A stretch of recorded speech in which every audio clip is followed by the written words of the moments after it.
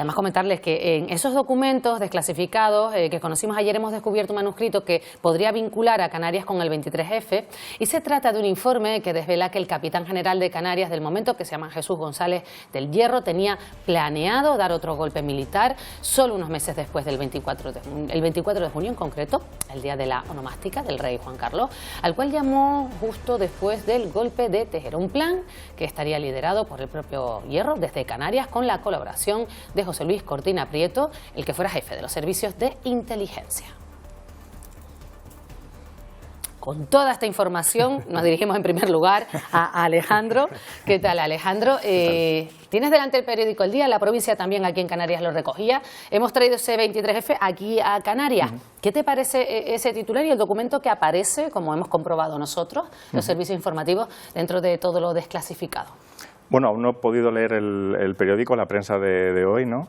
Pero esto demuestra que todavía queda mucho por conocer del 23F, ¿no? Del contexto que lo rodeó, de las causas y de las consecuencias, ¿no? Quedan todavía tramas por resolver y lamentablemente creo que esta desclasificación no termina de allanarnos el camino para ese conocimiento más profundo. Y Alejandro, tú fuiste uno de los que ayer se metió en la página de la Moncloa para ver los documentos, ¿no? Por supuesto, sí, sí. Estuvo colapsada durante muchos minutos porque, claro, muchísima gente quería verlos, quería observarlo. ¿Hubo algo o ha habido de lo que has leído, has escuchado, has podido comprobar que te haya llamado especialmente la atención? Bueno, había unas expectativas altas. Esto era una reclamación que veníamos planteando no solo la comunidad, digamos, de historiadores e historiadoras, ¿no? Sino que era de alguna forma también una demanda ciudadana, ¿no?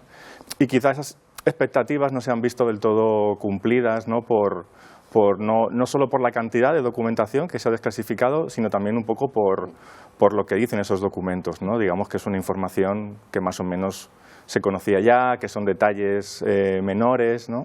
Entonces, quizá un punto a destacar sería eso, ¿no? Que quizá esto sea un primer paso para una desclasificación mayor, ¿no? Espérate, ¿qué te parece? Bueno, yo trabajé aquella noche del 23F, lamento decirlo aquí en público, pero yo estuve trabajando, nunca conocimos, para mí lo más novedoso de lo que hemos estado viendo a lo largo del día de ayer fue las conversaciones del señor Tejero con su señora, ¿no? Sí. Esa para mí, porque lo otro lo conocía, es decir, la implicación que podía o no podía tener el rey, y incluso hoy al leer El Día y La Provincia me ha sorprendido porque siempre estuvo en el ajo y siempre se habló en aquel momento de que González del Hierro estaba de alguna manera implicado en la trama del 23F, que fue uno de los que dio la cara o no dio la cara, eso era la segunda parte. Y lo que hoy se desvela en las páginas del periódico es ese intento que hubo después de volver a tener un golpe de Estado, y efectivamente, y yo creo que esa fue una de las razones por la que sustituyeron a González del Hierro, a Jesús González del Hierro,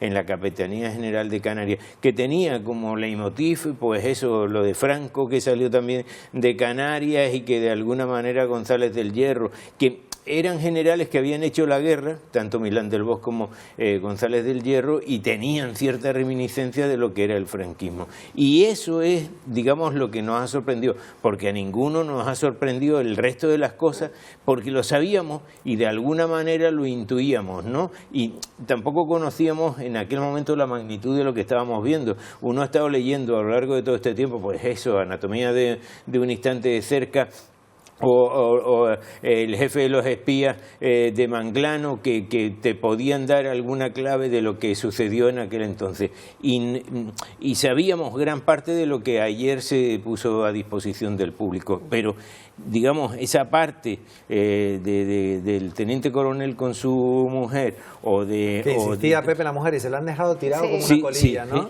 Raquel, bueno, tú antes decías que tenías un montón de preguntas. Tengo un montón de preguntas, bueno...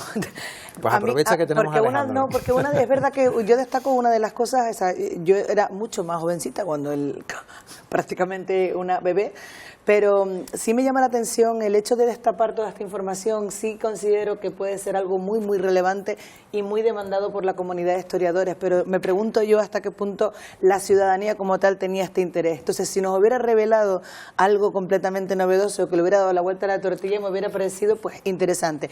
No deja de ser un ejercicio de transparencia, cosa que viene siempre bien. también, no deja de ser algo que puede, bueno, cerrar heridas también para quien lo tuviera, y bueno, al final creo que lo que ha venido más a confirmar informaciones que teníamos, sí, que a desvelar algo. Por lo tanto, estoy de acuerdo con que lo más novedoso es conocer realmente la impresión de la mujer y las conversaciones que mantenía su señora mientras eso me parece como lo más novedoso. Y para quienes además están muy alejados de llevar un seguimiento sobre lo que sucedió, aconteció en ese momento y las consecuencias que tiene en el día a día de hoy de la ciudadanía ese acontecimiento, pues creo que sigue siendo lo más novedoso. Las conversaciones que han mantenido, donde ella evidentemente dice, es que este chico es tonto. Es que no sabíamos ni siquiera que tenía mujer, que había llamado al Congreso de Diputados. Pero ¿no? sí es verdad que también hay un cierto, o sea, he encontrado en la gran mayoría de los medios de comunicación el titular de se confirma que el rey no estaba. Claro. Es como si de repente hubiera alguien que estuviera esperando encontrar que el rey que la figura de Juan Carlos no fuera un traidor. Entonces, si la intención era descubrir esa traición, lo que hicieron fue lo contrario. Al final, Alejandro, la figura del rey ha salido reforzada, podríamos decir. Bueno, por lo menos las dudas despejadas, porque siempre se ha sospechado que a lo mejor él estaba detrás. Ahí la documentación que se ha desclasificado hay algunos indicios de, bueno, no de colaboración, no de participación directa, pero sí de contactos, ¿no? La documentación alude a 3 ministerios diferentes, ¿no? Documentación de 3 ministerios distintos, y en ellos hay, digamos, contactos del rey con Armada, ¿no? En uno de ellos, por ejemplo, dice que Armada se reunió con un alto representante de la Casa Real después del golpe de Estado, ¿no? O que Milans exigía, literalmente, reunirse con la persona del rey, ¿no? Hay por ahí también una carta que no aparece, pero sí aparece una carta enviada por el rey y un documento, ¿no? De una lavandería que tiene el acróstico de Tejero. Es decir, hay indicios que nos hacen formular nuevas preguntas, ¿no? En clase solemos decir los profes y las profes que la historia nunca empieza con el documento, que empieza con la pregunta, y aquí se acumulan preguntas que... Y Alejandro, y ahora, por ejemplo, a la hora de... Tú que eres profesor, ¿no? ¿Esta desclasificación afecta a la hora del relato o no? ¿No es lo suficiente? Nos permite plantear un relato distinto, ¿no? Que vire ya de los personajes principales, entre comillas principales, de los grandes personajes, el rey, Tejero, los golpistas, ¿no? A pensar lo que fue una transición y un estado en transición, ¿no? Tenemos los ministerios, tenemos la policía, los servicios de inteligencia, tenemos personas que igual son secundarias en los relatos, ¿no? Sabino Fernández Campo, por ejemplo, jefe de la Casa Real, ¿no? Tenemos igual querellas personales, tenemos el funcionamiento de los organismos. Entonces, creo que en términos de relatos sí que esto permite complejizar un poquito más, ¿no? Pero claro, no tenemos, digamos, grandes titulares o grandes highlights en la documentación que se ha desclasificado. Por ejemplo, ¿no? Alejandro, no ha despejado ninguna incógnita, digamos que estas 167 piezas que se han destapado en este momento y que incluso...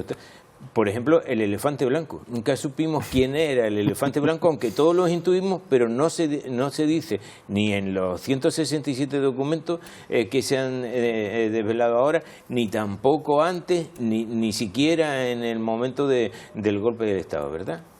Claro, y esta reflexión que me parece maravillosa para poner una cuestión en el centro, ¿no? Que son los archivos y cómo funcionan, ¿no? y cómo nos llega la documentación del pasado al presente, ¿no? Habría que preguntarse, entre todas las preguntas posibles que nos podemos hacer, habría que preguntarse pues quién puso esos sellos de alto secreto, de reservado, cuáles fueron los criterios. ¿Qué es lo que se ha destruido? Porque seguramente haya cierto expurgo de la documentación, ¿no? ¿Se cree que existen del 168 para arriba? Seguramente y papeles que no nos han llegado al presente porque, bueno, pues los documentos, aparte de ser históricos, forman parte del funcionamiento de burocracias estatales, ¿no? del Estado. Entonces, hay cuestiones que quizá nunca sepamos con una referencia documental, pero que seguiremos intuyendo, ¿no? La verdad es que todo esto lo que ha puesto de manifiesto es que hay algún interés por parte de una parte de la sociedad, porque los más jóvenes ni siquiera saben quién era Tejero ni qué es lo que se votaba en ese momento, porque se votaba a un presidente de gobierno absolutamente diferente como era Suárez por Calvo Sotelo, ni siquiera quién era Milán del Bosch. Es decir, hay mucha parte de esta historia que ya es historia y que conforma nuestro devenir diario, ¿no? Bueno, sí, Alejandro, sí, ya para finalizar, sí. Sí, diría que precisamente la importancia de este acontecimiento reside en que la transparencia es un proceso, ¿no? Que no se puede quedar aquí, ¿no?